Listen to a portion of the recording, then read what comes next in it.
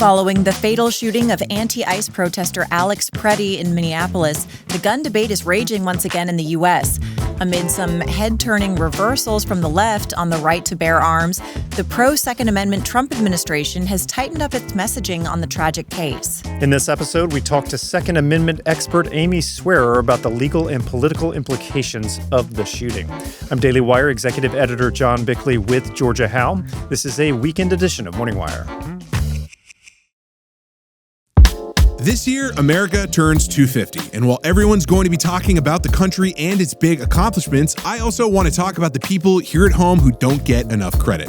American ranchers. These are the folks who've been feeding families like mine and yours for generations, and that's exactly why I'm a Good Ranchers subscriber. Our sponsor, Good Ranchers, is the only meat company I've found that's 100% committed to America at every single step. And with every order, they donate a portion of their profits to paralyzed veterans of America. I love my cowboy box that I get from Good Ranchers every month. It's got everything I need, ground beef, ribeyes, plus I personally gotta add some bacon on the side. If you're feeding a family like I am, you gotta know where your food comes from. And when you subscribe to Good Ranchers, you're saving up to $500 a year, plus you get free shipping and a free gift in every order for life.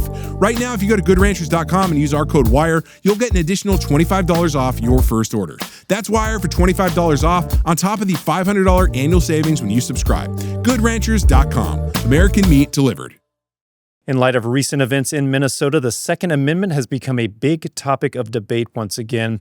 Amy Swearer is a senior legal fellow at Advancing American Freedom and joins us now. Amy, thank you so much for coming on. Hey, thank you for having me. So let's start with the incidents that have sparked this heightened anti-ICE campaign from the left, the shootings in Minneapolis. There are attempts now from the left to sort of turn the tables on the Second Amendment advocates using these incidents. What exactly is their argument, and do they have a point? Yeah, so you're really seeing almost this weird upside down world, right? Where you have members of the Trump administration, which has objectively been one of the most pro-Second Amendment administrations in many, many decades, who have come out with what I would argue are pretty inartfully worded statements surrounding issues of public carry of firearms, despite their record, right, as being pro-Second Amendment.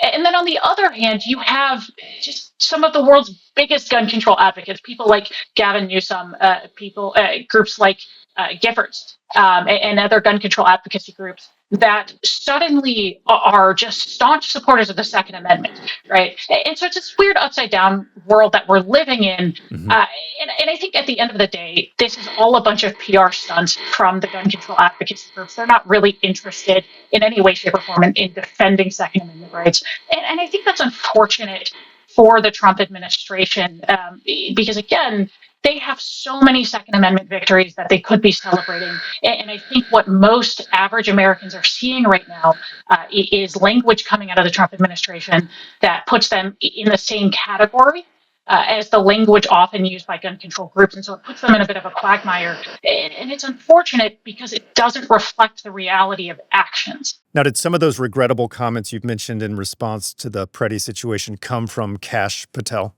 Yes. So Kash Patel was one of those, certainly not the only one that has come out. But basically, between Kash Patel and a couple of other members of the administration, there was this general sense in their immediate comments of rushing to the fact that the individual who was shot, Alex Preddy, was carrying a firearm at, you could characterize it as a protest. I would characterize it as, frankly, illegal, non-First Amendment protected activity.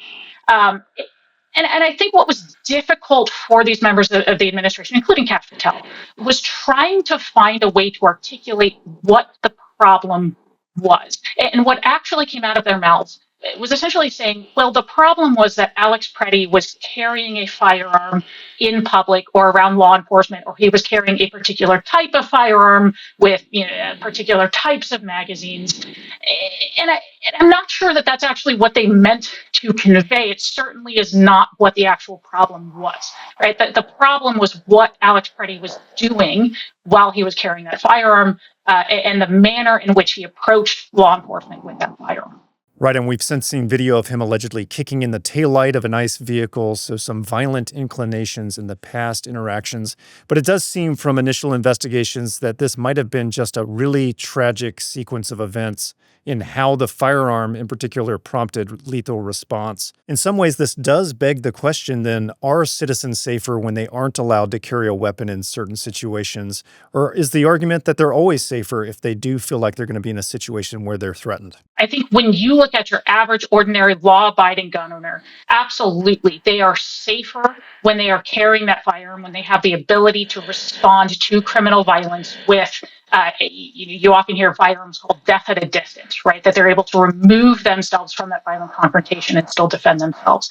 Obviously, that changes when you have someone who is prone to criminal activity, when you have someone who is mentally unstable and they have that firearm, right? But that's not what we're talking about with your average ordinary law-abiding gun owner. Certainly, when you are that ordinary gun owner and you find yourself going into confrontational circumstances, that changes the reality. If you are going out of your way to confront law enforcement, to confront anybody, and you're going in armed, the presence of that firearm is going to change that dynamic fundamentally, for better or for worse. And in this case, I think you are correct that it fundamentally changed it for worse. I don't think that was ever necessarily Alex Preddy's intent. I don't get the sense that he intended to, and he certainly did not ever draw that firearm to threaten law enforcement.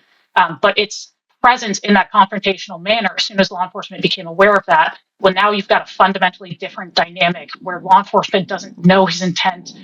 You've got multiple officers trying to figure out where that gun is, what to do with it. And I truly think you have a tragic misinterpretation of the circumstances by the officer who ultimately shot him. But it's a complicated dynamic, and I don't think that undermines the Second Amendment reality. I think some of this is incumbent upon Alex Preddy and the circumstances he intentionally went into and fostered while lawfully carrying that firearm. I think a lot of people have looked at this incident and the situation with Renee Good, and they both come down to split-second decisions that have to be made by these officers. A perceived threat, whether or not it's a real threat, comes into play when we're talking about the legal arguments in these cases. What are the arguments that are at play on both sides here in terms of both Good and Preddy? For both of them, for the law enforcement officer who used lethal force, that analysis, that legal analysis is going to be the same. So in order for that use of force to be justified, that officer had to reasonably believe, have a reasonable fear that he was about to be in imminent danger of death or serious bodily harm. Right, so he doesn't have to actually have already had that harm inflicted, and he can't, just wildly guess. There needs to be some reasonable component as to why he feared that he was at imminent risk of that. So in the case of Renee Good, that he was imminently about to be hit by a vehicle, which is a deadly object, right? That is certainly something that can inflict serious bodily harm. And in the case of Alex Preddy, you're looking at, did that officer reasonably believe that Alex Preddy had access to that firearm, was about to use that firearm?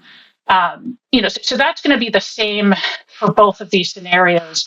I think one of the biggest distinguishing factors is that we now know from the Alex Preddy video, right? We can slow that down. We can analyze it from all these different angles. And we know that as a matter of objective fact, at the moment Alex Preddy was shot, he didn't have possession of that firearm, right? It had been taken away from him. And so I think a lot of people are struggling with this next concept of, could the officer have been objectively wrong, but still reasonable in his interpretation of what was happening because he just didn't know, right? Did he see Alex Preddy's phone in his hand and believe that was the firearm? So you've got this sort of complicating factor here of something being objectively wrong, but still potentially reasonable. One other question related to both of these cases, we see the battle now going on between the state and local investigators versus federal investigators into these situations where you might have had maybe misconduct by law enforcement, questions about the proper use of force, etc. Where are the lines drawn? Can the federal government just say, no, the local and state officials cannot intervene and cannot investigate? Yeah, well, so it's certainly difficult because you have potentially crimes or civil actions at both a state and a federal level. Um, Certainly there's nothing that the federal government can do to definitively stop a state investigation. There's going to be that tension, and it's not always clear sort of who has, at the end of the day, the authority to tell who to do what. But I do think, again, that's part of the tension of federalism, right? You have potentially charges under state law and state investigation charges. And I understand from the administration's viewpoint, you have a state in Minnesota that you have officials that have been wildly non-compliant and unhelpful in terms of enforcing federal immigration law, who have been bombastic and really fanning the flames of a lot of this community tension. And so they don't necessarily trust local police, local officials to do this investigation in a thorough way.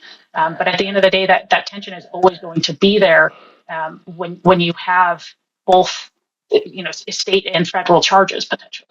So in that case, we might see federal officials simply refuse to cooperate with local and state investigations. Well, I think that's certainly a possibility, and I think that is most likely what will happen. I don't think, given the relationship or lack thereof that has developed between state and federal officials, that the administration is really wanting to cooperate or be helpful, in as much as the state of Minnesota is not wanting to be helpful in enforcing immigration law.